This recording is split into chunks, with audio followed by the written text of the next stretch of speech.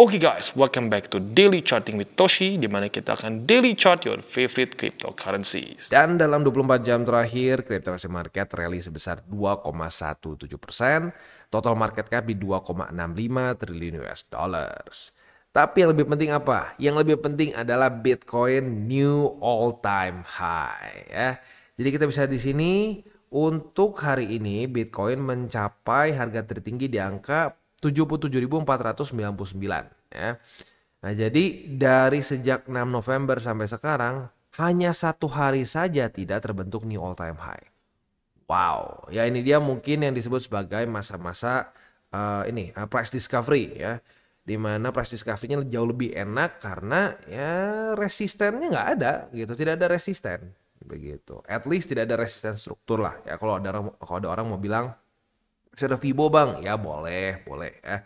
Tapi kalau kita kan mainly nggak pakai itu ya, kita mainly pakai moving averages dan juga kita menggunakan struktur. Ya kalau udah new all time high, ya belum ada struktur lagi, begitu ya. Oke, nah ngomongin soal new all time high, kita ini udah di penghujung weekend ya, udah di penghujung weekend nih. Jadi weekly close besok akan terjadi ya. Nah ini dia mungkin salah satu alasannya kenapa. Kan ada yang bilang bang udah tinggi bang 76 7 berapa. Ada yang bilang 75 76 udah bang TP aja sekarang ya. Ya kalau gua taat sama SOP gua sendiri begitu. Sampai weekly close. Udah weekly close baru kita ya lihat TP atau enggak begitu. Karena sering juga kayak gini nih ya kalau kita lihat dulu gitu. Oh udah deket-deket nih ya udah deket-deket. Contoh tuh di mana nih? Contoh misalkan sini lah ya. Kita anggap sini nih. Wah, udah di atas dikit nih, udah nge-wick gitu misalkan. Udah TP aja gitu ya. Taunya di weekly closing di bawah lagi. Nah, jadi ya kalau belum di atas dari upper band, ya gua tidak akan TP dulu. Begitu ya. Dan ya buat yang sama berarti SOP-nya ya sekarang happy mungkin ya. Wah, kemarin 75, sekarang 77 ya. Ya jadi ya tinggal kita lihat besok pagi jam 7 weekly close-nya seperti apa. Ya kalau di atas dari 74.000 sekarang naik soalnya per bandnya ya.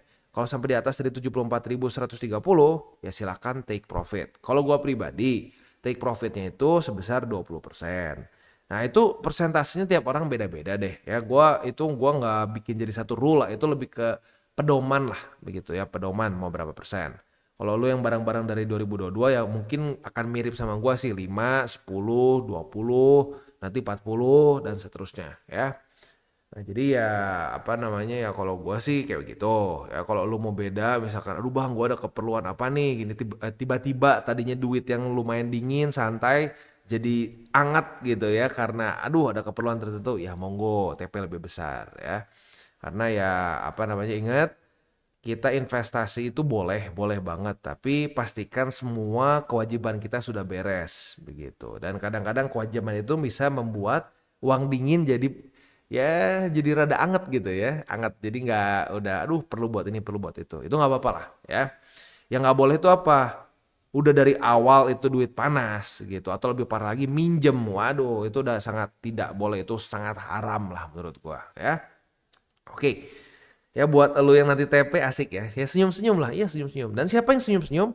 Yang akumulasi gitu ya, yang akumulasi terus begitu. Yang kemarin-kemarin di sini diketawain katanya kita tuh udah masuk bear market ya. Semua orang bilang bearish. Ya nggak peduli gua nggak peduli orang lain mau ngomong apa. Ya gua cuma mau lihat ya strukturnya ngomong apa, ya TA-nya ngomong apa gitu. Jadi ya sekali lagi kalau gua sih reminder lagi ke orang-orang.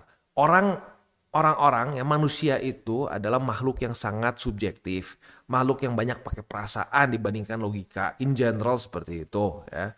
Ya maka ya kita jangan trading berdasarkan ini atmosfer dari para trader terlihat bearish. Aduh jangan begitu ya. Kita lihat kondisi TA-nya bearish nggak, fundamentalnya bearish nggak. Ya kalau enggak jangan ngarang indah. Begitu. Kalau ngarang indah bikin buku nggak apa-apa. Itu banyak orang-orang mengarang indah jadi kayak J.K. Rowling ya. Lalu siapa lagi tuh yang bikin Game of Thrones siapa tuh ya? Aduh gue lupa namanya, bentuknya yang orang gendut gitu ya terus beard. Nah itu. Ya kalau gitu mengarang indah bagus. Begitu. Tapi mengarang indah mereka pun tetap harus ada logika kan di dalamnya. Nah ya kebayang kalau lu trading cuma pure pengen berharap mengarang-arang, ya hancur lah. Begitu ya. Oke, itu kurang lebih untuk di daily-nya ya, dan di week ya kalau di daily sih sebenarnya kita udah masuk ke Bollinger Band ya. Nah kalau udah mulai masuk ke Bollinger Band seperti ini ya, kalau kita lihat dari sebelum-sebelumnya ya, cycle-cycle sebelumnya itu kita kan langsung aja pakai data, kita nggak terlalu suka lah kalau cuma asal ngomong gitu. Nah kalau kita lihat saat dia udah riding the upper band mulai masuk itu bisa terjadi koreksi, bisa ya.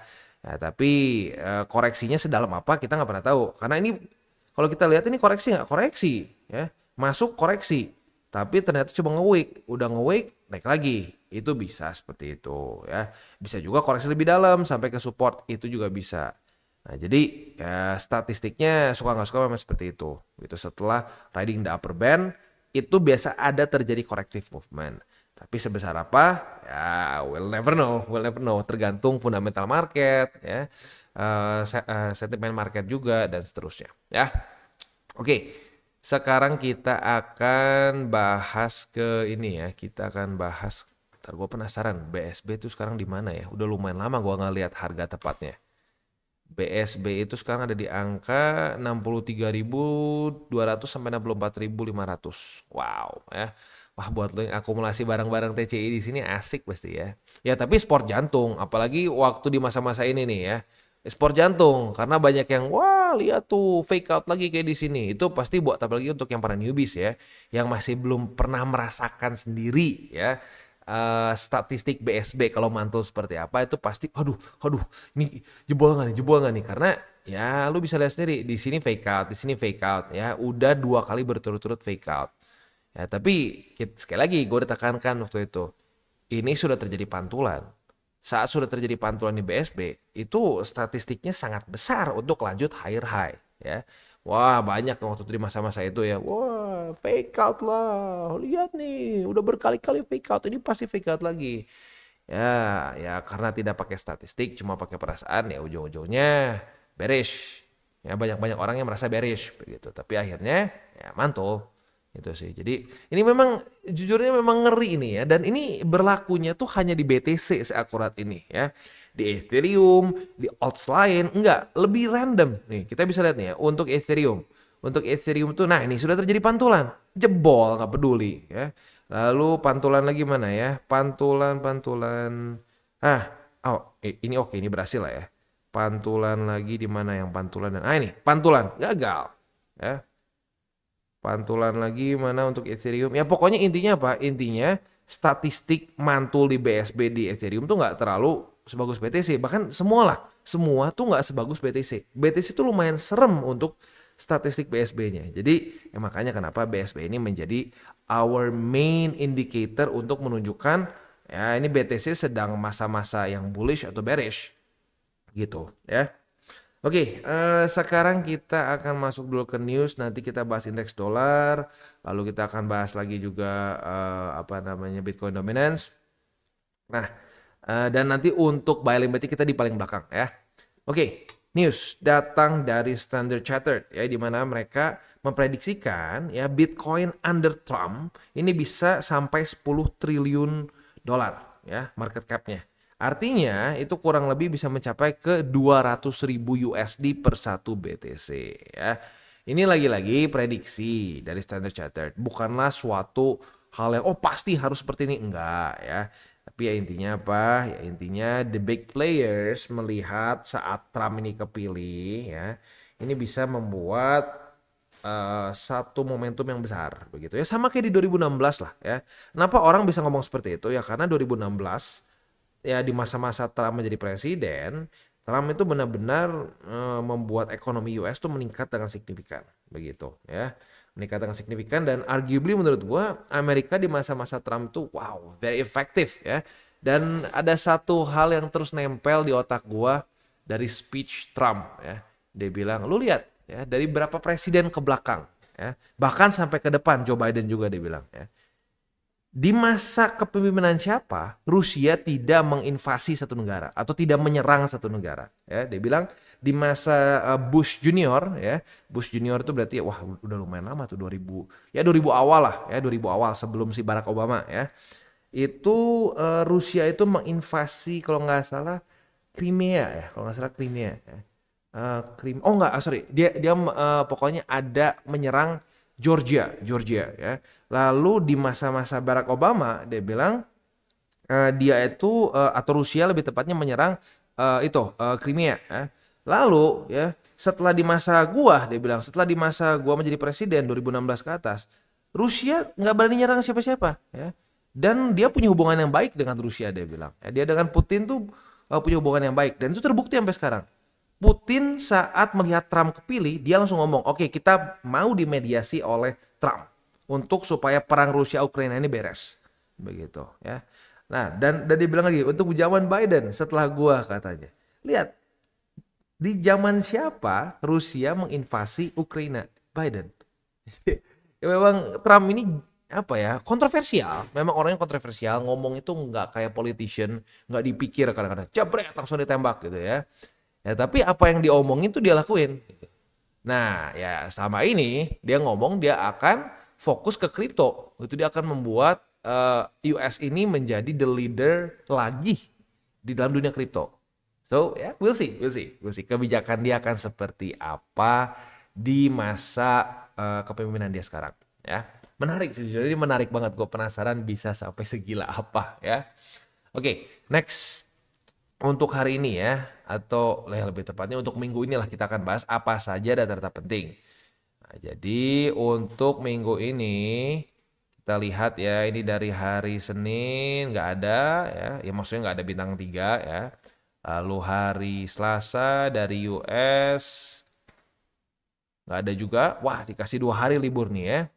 Hari Rabu dari US bintang 3. Nah, udah mulai keluar nih Core CPI ya, Core CPI dan juga CPI. Ini ngomongin data inflasi ya. Walaupun ya gue udah bilang ya mulai ada shift geser dari data inflasi ke labor market, ini tetap penting juga. Jadi ya boleh diperhatiin ya. Ini hari Rabu. Lalu hari Kamis dari US ada initial jobless claim. Ya, ini memang kayaknya jadwalnya initial jobless claim setiap hari Kamis ya. Dan juga akan keluar PPI. Nah, PPI juga ngomongin lagi soal data inflasi. Tapi dihitungnya dengan rumus yang berbeda lah kasarnya ya. Lalu ada crude oil inventories. Ini hari Kamis. Hari Jumat, wah Jerome Powell nih jam 3 subuh lagi ya. Jam 3 subuh akan ada speech. We'll see ya. Ada speech. Apakah ini akan membuat market lebih dovish or mungkin malah lebih hawkish. We'll see. Malamnya akan keluar core retail sales dan retail sales. Jadi intinya minggu ini atau lebih tepatnya besok ya, minggu depan lah ya. Minggu depan itu dari hari Senin sampai Jumat kita liburan hari Senin dan Selasa ya. Sisanya dari Rabu sampai Jumat kita akan banyak data-data penting. Ya, jadi itu kurang lebih overview dari minggu depan seperti apa ya. Oke, itu untuk economic calendar. Selanjutnya kita akan lihat indeks dolar. Indeks dolar itu kondisinya sekarang overall sih ya. Oh, baru ingat, sorry. Ini minggu ya. Masih tutup. Bitcoin dominance. Untuk Bitcoin dominance kita bisa lihat dia tembus 2 support ya. 2 support dan sekarang masih ketahan oleh MA50, bahkan sekarang pun lagi di retest sebenarnya ya. Wah, ini altcoins lumayan berhasil counter attack nih. Lumayan berhasil counter attack setelah basically di tanggal 23 Oktober sampai ke tanggal 7 November itu basically nge-pump terus ya Bitcoin dominance. Ya, tapi kalau gue tetap mau mengingatkan ya, ini secara fundamental balance sheet masih belum turun ya. Interest rate sih turun. Nah, ini membuat ada ekstra liquidity dibandingkan sebelumnya ya. Udah mulai ngefek nih. Ya, dan ya lu bisa lihat sendiri. Sebelumnya belum ada keputusan interest rate ya, Bitcoin dominance cenderung kuat, bahkan sangat kuat ya. Udah mulai ada news turun, pelan-pelan boom gitu ya. Pelan-pelan mulai ada sedikit konsolidasi, dikasih final push and then there ya. Ya tapi balik lagi sebelum balance sheetnya naik, karena sekarang technically speaking masih dalam masa-masa QT walaupun interest rate mulai turun ya. Nah, dalam masa-masa QT seperti ini kan kita sudah bahas nggak tahu berapa juta kali kayaknya ya. Ya Bitcoin dominance akan mendominasi sesuai dengan namanya ya. Nah, tapi kalau balance sheet udah mulai naik ya seperti di 2000 di sini lah ya. Mulai naik dengan signifikan di Maret 2020, ya lu bisa lihat Bitcoin dominance mulai kehilangan momentum. Itu kalau gua patokannya satu gini deh ya. Kita mulai bisa fokus nih untuk kayaknya boleh dikit-dikit kita TP dari BTC itu kita geser ke altcoins. Mulai dari 70-30 mungkin bisa geser 65-35, 60-40, 50-40 itu dari dua hal ini ya. Kalau secara TA MA200. MA200 di daily tembus nggak? Kalau udah mulai tembus, wah itu pertanda ya. Nah yang kedua adalah apa? Balance sheet. Ya, balance sheet. Dan ya kalau interest rate juga pasti otomatis ya. Jadi interest rate terus turun dan balance sheet naik. Nah kalau tiga hal itu udah terjadi, ya boleh deh lu mulai fokus untuk pelan-pelan menggeser BTC lo. Tapi ingat, harus tetap selalu punya BTC. Gitu, karena itu lagi-lagi adalah main ini kita fondasi kita. Ya, kalau rumah dicabut fondasi ya tetap kacau ya. Oke, itu kurang lebih gambarannya. Next kita akan masuk ke buy limit, tetapi sebelum kita masuk ke buy limit seperti biasa gua akan disclaimer dulu bahwa semua konten dari TCI bukan financial advice. Ini semua bentuknya adalah edukasi ya. Lalu bagaimana cara untuk mendukung TCI? Ada banyak caranya. Lu bisa like our video, bisa share our video atau juga bisa menggunakan link referral kita di bawah. Dan sekarang kita akan dengar dulu pesan-pesan dari sponsor kita pada hari ini. Oke, today's video is brought to you by CoinX. Dimana di CoinX ini kita bisa melakukan berbagai macam hal. Cocok untuk newbies sampai ke advance. Untuk para newbies bisa menggunakan swap di sini ya. Di swap di sini simple banget lu jadi nggak perlu TA sama sekali. Untuk yang DCA murni cocok untuk menggunakan swap ya. Tinggal kalian pilih stablecoin mana yang kalian mau pakai. Contohnya pakai USDT aja. Nah kalau untuk yang DCA murni gue sarankan sih ya BTC atau Ethereum aja ya. Jangan di luar dari dua itu. Karena ya kalau untuk DCA murni lebih amannya di dua aset itu. Karena yang lain-lain bisa extra volatile ya. Lalu buat lo intermediate di sini ada spot trading ya. Lalu juga di sini ada margin trading, ada juga futures dan futuresnya ini bukan cuma futures trading aja, tapi ada juga copy trading. Jadi sangat lengkap buat lo yang mungkin ngerasa bahwa aduh bang, gue mendingan ngikutin aja trader lain yang sudah lebih punya pengalaman. Nah, monggo lo bisa ikutin juga di sini ada berbagai macam trader yang lo bisa copy. Nah, selain juga di situ ada newcomers eksklusif di mana ini untuk para pengguna baru ya dan ini setiap bulannya diupdate. Jadi buat lo yang tertarik silakan bisa ikutan karena lo bisa mendapatkan cashback 10 USDT, 30 USDT, 60 dan seterusnya dengan cara yang relatif mudah ya. Seperti complete first deposit ya. Lebih dari 40 USDT bisa dapat 10 USDT cashback. Mantap ya. Nah, selain juga di situ kita bisa earning aset yang sudah kita beli. Misalkan kita sudah akumulasi BTC, Ethereum, dan berbagai macam altcoins lain ya. Nah, di sini kalian bisa ambil juga yieldnya. Begitu ada FTM, ada BTC, dan seterusnya. Bahkan USDT pun saat lu masih nganggur nih, belum dipakai beli nih. USDT-nya juga lu bisa masukin ke sini, ke earningnya mereka ya. Oke, jadi kurang lebih seperti itu untuk CoinX ya. Selanjutnya buat lo yang belum punya akun di CoinX pertimbangkan untuk menggunakan link referral kita di bawah dan mulai trade di CoinX. Dan sekarang kita masuk ke Bitcoin. Untuk Bitcoin kita bisa lihat di sini dia ya untuk posisi futures lagi-lagi masih belum ada setup ya karena belum ada struktur resisten juga, support masih lumayan jauh. Jadi langsung aja skip ke spot ya. Untuk spot di 73.116, di 71.450 dan di 70.000 pas.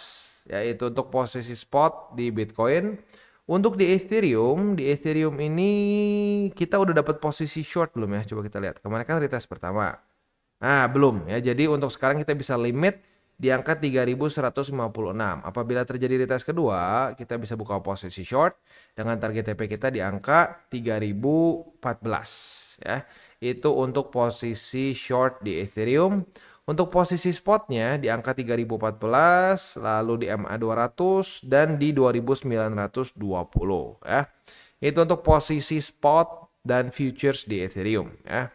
Nah, sebelum kita tutup DCWT bukan sesi pertama, tapi sebelum kita tutup DCWT kita pada hari ini, ya kalau gua mengingatkan lagi aja, ini masa-masa yang mungkin bikin gatel, terutama buat orang-orang yang tidak akumulasi. ya. Nah, ya kalau menurut gua ya lu belajar satu hal aja ya. Ya makanya lain kali kalau terjadi koreksi akumulasi begitu ya. Dan ya selain dari itu gue ingin mengingatkan lagi ya kita itu harus melihat datanya gitu, data, fakta dan statistiknya gitu. Jangan kayak burung beo gitu. Kayak contoh kemarin nih gue udah pernah bilang kan ya.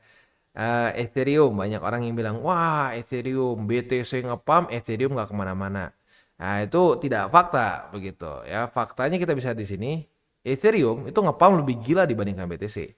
Bahkan kalau kita di sini untuk ETH BTC itu meningkat dengan tajam begitu. Dan meningkatnya pun nggak main-main. Ini ETH BTC loh.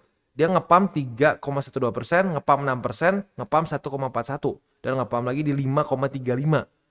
Wow, ya. Nah, ini dia pentingnya kita untuk jangan gara-gara satu orang ngomong apa, oh iya ya ikut ya bullish, bearish begitu. Enggak, jangan kayak gitu. Saat orang bilang bullish, kita harusnya nanya, "Oke, kenapa bullish?" Oh, seperti ini. Kalau penjelasannya bagus, analisanya, oh ya benar juga ya. Oh, ada data seperti ini gua nggak tahu. That's good. Oke, lu bisa setuju bullish. Tapi kalau dia cuma bilang bullish, kenapa? Karena si A ngomong bullish, karena si B ngomong bullish. Nggak ngerti, pokoknya bullish. Wah, bahaya. Nah, dengan lu seperti itu di market, nanti waktunya TP, waktunya lu DCA akan jadi berantakan. Begitu. Ya sama kayak kemarin. Bearish. Ngapain beli di sini? Akan ke 40.000 pasti katanya ya. Oh pasti 40.000, pasti 50.000. Ujung-ujungnya apa? Tidak sampai, tidak dapat DCA. Tebak-tebakan. Gitu ya.